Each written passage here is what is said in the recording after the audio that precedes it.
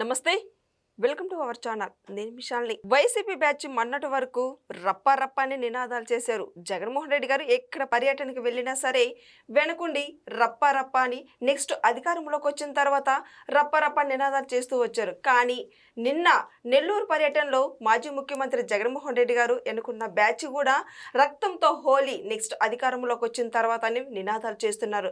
నిజంగా ఈ రక్తంతో హోలీ ఏంది, ఈ రప్ప రప్ప ఏంటి, అసలు ఏం అర్థం కావట్లేదు ప్రజలకి.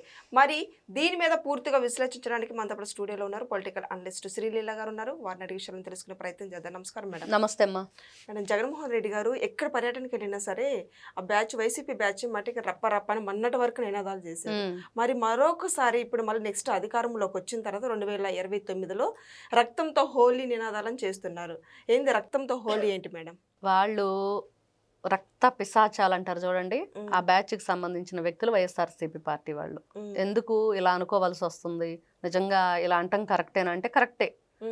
ఎవరైనా సరే అధికారంలోకి వస్తే మీకు మంచి చేస్తాము, గుళ్ళు కట్టిస్తాం, బళ్ళు కట్టిస్తాం, లేకపోతే మీ పిల్లలకు మంచి విద్యను అందిస్తామనో, ఇప్పుడు తల్లికి వందనం అనే పేరుతోటి ఏ విధంగా ఇస్తున్నారు, ఆడపిల్ల పెళ్లిళ్ళ ఖర్చులకు డబ్బులు ఇస్తామనో రకరకాలు ఉన్నాయి. మేము వస్తే చంపేస్తాం, మేము వస్తే నరికేస్తాం, మేము వస్తే రక్తంతో హోళీ చేస్తామంటే ఆల్రెడీ 2019 నుంచి 24 వరకు మీరు ఏం చేశారు? ప్రజావేదిక ఏ విధంగా కూల్చారో అందరు చూశారు. తోట చంద్రయ్యని జై జగన్ అని అని చెప్పి ఆయన అనను, నేను చంద్రబాబే అంటానన్నందుకు నడి రోడ్డు మీద పట్టపగలు మరి ఆయన కుత్తుకుని ఏ విధంగా కోసేశారో, మరి ఆ రోజున రక్తం ఓడినప్పుడు ఆ రోజున హోళీ ఆడారు కదా.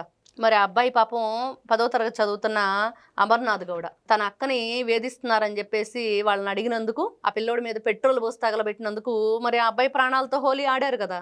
మరి పిన్నెల్లి రామకృష్ణారెడ్డి బ్రదర్స్, మరి వాళ్ళు నరరూప రాక్షసులు అన్నదమ్ములు ఇద్దరు కూడా. పల్నాడులో వాళ్ళు రాహువు సుబాహువు. మరి ఇట్లాంటి వ్యక్తులు ఏం చేశారు అని అంటే మరి జంట హత్యలు, ఎంతమందిని నిర్దాక్షిణంగా మరి ఆ రక్తం, మరి వాళ్ళ రక్తం కళ్ళ చూసేదాకా వీళ్ళు నిద్రపోలేదు. అంత ఘోరంగా హోళీ ఆడారు కదా. ఇంకా కొత్తగా వీళ్ళు ఆడేదేంటి హోళీ? అందుకనే కదా మిమ్మల్ని 11కు పడేశారు, పక్కన పడేశారు ప్రజలు, ప్రతిపక్ష హోదా కూడా లేకుండా. ఇప్పటికి కూడా మేము ఇలానే ఉంటాం, ఇలానే చేస్తాం, ఇదే మేము, ఇదే మా జీవితం, మా బ్రతికే రక్తంతో, రక్తం చూడండి మాకు నిద్ర పట్టదు అన్నట్లుగా ఈ రోజున వాళ్ళు ప్రవర్తిస్తున్న తీరుకి కూటమి ప్రభుత్వం ఎందుకు సైలెంట్ గా ఉంది, ఎందుకు కేసులు నమోదు చేయట్లేదు? మరి అంతే కదా. ఈ రోజున చూస్తే యూపీ ఒకప్పుడు అమ్మో యూపీనా చాలా ఘోరమైంది ఆ స్టేట్ అని చెప్పి చెప్పుకునేవాళ్ళు. ఈ రోజున యోగి ఆదిత్యనాథ్, మరి అక్కడ ఆయన పరిపాలన ఏ విధంగా ఉంది? మరి యూపీలో యోగి పరిపాలన ఏపీలో కూడా కావాలి అని చెప్పి ప్రజలు కోరుకుంటున్నారు. ఖచ్చితంగా అది జరిగి తీరాలి, ఆ పరిపాలనే రావాలి. ఎవడైనా నోరెత్తితే మక్కెలు ఎరగదీసి లోపలేయాలి, వేస్తేనే అప్పుడు ఇంకొకడు మాట్లాడకుండా ఉంటాడు. ఈ రోజున అదేదో అంటే అన్నారులే, మేము మాత్రం మా పరిపాలన మేము కొనసాగిస్తాము, ఇదిగో మా కంపెనీలు వచ్చాయా, మా యూత్కి జాబులు వచ్చాయా, వాళ్ళకి మంచిగా మేము చేసామంటే చెయ్యాలి, కాదని అంటల్లా. కానీ యాజ్ ఎ సేమ్ టైం ఇట్లాంటి వ్యక్తుల భరతం కూడా పట్టాలి. మరి అలాంటివి చేస్తున్నప్పుడు ఇంకొకడు తయారవ్వకుండా ఉంటాడు. ఈ రోజున చూస్తుంటే ఇంకా ఎక్కడెక్కడో గంజాయి, ఇంకా ఎక్కడెక్కడో కల్తీ మద్యం, ఇంకా కుట్రలు కుతంత్రాలు, ఇలాంటి రక్తంతో హోళీ ఆడతామనే మాటలు, రపరప నరికేస్తామనటం, ఇంకా మహిళల పట్ల వాళ్ళు అవమానంగా ప్రవర్తించే తీరు, నాయకుల పట్ల వాళ్ళు అవమానంగా ప్రవర్తిస్తున్న తీరు, ఇవన్నీ చూస్తూ ఉంటే ఎంత అవమానిస్తున్నారు, ఎంత అవహేళన చేస్తున్నారు. అబద్ధాలతో పరిపాలన కొనసాగించి ఈ రోజుకి కూడా మేమేం చేయలేదని అబద్ధాలు ఆడుతూ ఉంటే ఏ విధంగా వాళ్ళని సమర్థించాలి? ఏ విధంగా చూసి చూడనట్లు ఊరుకోవాలి? సామాన్య మానవుడికి రక్తం మరుగుతుంది వాళ్ళ పనులు చూసి చూసి. విసుగు వేసారిపోయి 5 సంవత్సరాలు పడ్డాము, వాళ్ళ ఆగడాలకి అద్దుపద్దు లేకుండా పోయింది. మరి ఈ రోజున ఎంతో కష్టపడి ఎన్నో శ్రమలకు ఓర్చి కూటమి ప్రభుత్వాన్ని తెచ్చుకున్న తర్వాత ఈ రోజున మంచి జరుగుతుంది, రాష్ట్రం బాగుపడుతుంది, అభివృద్ధి వైపు అడుగులు వేస్తుంది, పరుగులు పెడుతుంది, అన్ని చూస్తున్నాం. కానీ ఇదిగో ఈ కిరాతకులు, ఈ నరరూప రాక్షసులు ఇంకా ఇలాంటి భాష మాట్లాడుతూ ఉంటే, ఈ విధంగా రెచ్చిపోతుంటే, నేను చూసే మండల్లో కూటమి ప్రభుత్వ నాయకుల మీద ఏ విధంగా విరుచుకుపడ్డారో, బీజేపీ సోము వీర్రాజు గారి మీద మరి ఏ విధంగా వాళ్ళు వచ్చారో, దొడ్డిదారిన వెళ్ళిపోవటం, మళ్ళీ మీరు చర్చకు రెడీనా అని చెప్పి సెల్ఫీ వీడియోలు తీయటం, అదే చర్చకు రెడీ అని చెప్పి కూటమి ప్రభుత్వం అడిగితే అబ్బే అని చెప్పేసి వాకౌట్ చేసి ఏదో పిచ్చి మాటలు చెప్పేసి వాకౌట్ చేసి వెళ్ళిపోవటం. ఇది వీళ్ళ పద్ధతి. ఇలాంటి వ్యక్తులు క్షమించాలా. మరి జగన్మోహన్ రెడ్డి ఇట్లాంటి వ్యక్తుల్ని పెంచి పోషిస్తున్నాడు.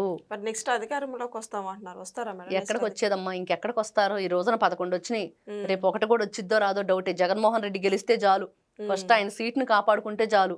ఇట్లాంటి పిచ్చి మాటలు మాట్లాడుతుంటే ఎవరు ఓటేస్తారు? నేను వచ్చి మీ ఇంట్లో చంపేస్తాను మిమ్మల్ని అంటే ఎవరైనా రానిస్తారా ఆ ఇంటికి? లేదు. ఈ రోజున నువ్వేం చేసావు? 2019లో మంచి మాటలు చెప్పి వచ్చావు. వచ్చి అందరినీ కూడా ఒక్కొక్కరిగా ఒక ఆత్మ ప్రవేశించి ఏ విధంగానైతే వాళ్ళందరినీ చంపేస్తుంటే తెలుసుకొని చివరికి దాని మీద ఏదో ఒక విధంగా ఏదో మంత్రాలు తంత్రాలతోటి దాన్ని కట్టడి చేశారు. తెలుసుకున్నాం. 2019లో అబద్ధం చెప్పి జగన్మోహన్ రెడ్డి వచ్చాడు. ఈ రోజున ఏం చేస్తున్నాడు? నోట పలుకుతున్నాడు, నేను ఇంకా చేసేస్తాను, నేను వచ్చానంటే చంపేస్తాను, నరికేస్తాను, రక్తం కళ్ళజోస్తానని. ఆ రోజున తెలియకుండా వచ్చావు కాబట్టి వచ్చే అవకాశం వచ్చింది.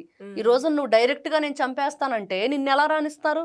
నీకు ఎలా అధికారాన్ని ఇస్తారు? చూస్తూ చూస్తూ మా గొంతు కోస్తామంటే మేము నీకు అధికారం కట్టబెడతామా?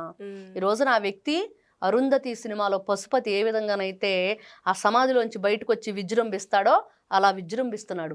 ఖచ్చితంగా మంత్ర తంత్రాలతోటి క్షుద్ర పూజలతోటి జగన్మోహన్ రెడ్డిని కట్టడి చెయ్యాల్సిందే. అంటే మంత్ర తంత్రాలు క్షుద్ర పూజలు అంటే మామూలుగా మనం చెప్పుకునే భాషలోకి వస్తే ఈయన మీద అన్ని కేసులు నమోదు చేయాలి, అన్ని విధాలుగా కట్టడి చేయాలి, అన్ని విధాలుగా ఈయన మీద కేసులు నమోదు చేసి అర్జెంటుగా అరెస్ట్ చేసి విచారణ జరిపించాలి. జగన్మోహన్ రెడ్డి ప్రజలతో మమేకమయ్యి కూటమి ప్రభుత్వం అరాచక పాలన చేస్తుంది, మీకు నేను అండగా ఉంటానని ప్రజలకి ఒక ధైర్యం ఇస్తున్నాడు జగన్మోహన్ రెడ్డి. అసలు ధైర్యం ఇవ్వటానికి ప్రజలు ఎప్పుడు అడిగారు ఈయన్ని?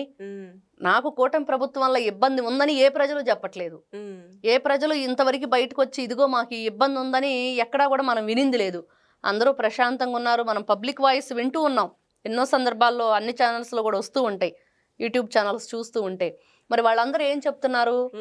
అన్ని కార్యక్రమాలు బాగున్నాయి, అన్ని విధాలుగా కూడా బాగుంది, గతంలో చూసుకుంటే ఇప్పుడు రాష్ట్రం బాగుపడుతుంది, మాకు ఇంకేం కావాలి చాలు అని చెప్పి వాళ్ళు కోరుకుంటున్నారు. ఇంకా వాళ్ళకి ఏం భరోసా ఇస్తాడు? వస్తే నువ్వు రక్తంతో హోళీ చేస్తానన్నాడువి, వాళ్ళకి ఏం భరోసా ఇస్తావు? వచ్చేసి మిమ్మల్ని అందరినీ చంపేస్తానని భరోసా ఇస్తాడా?